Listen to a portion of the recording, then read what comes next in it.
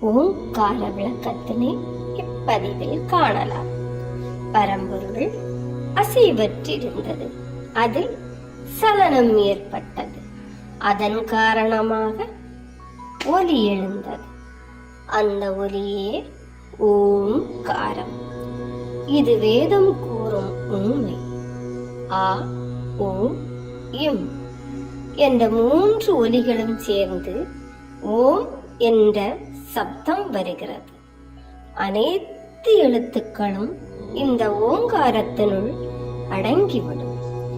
பரம்பொருளின் மிக அருகில் உள்ள வாசல் ஓம். ஓம்காரத்தை ஓதி இறைநிலை அடையலாம்.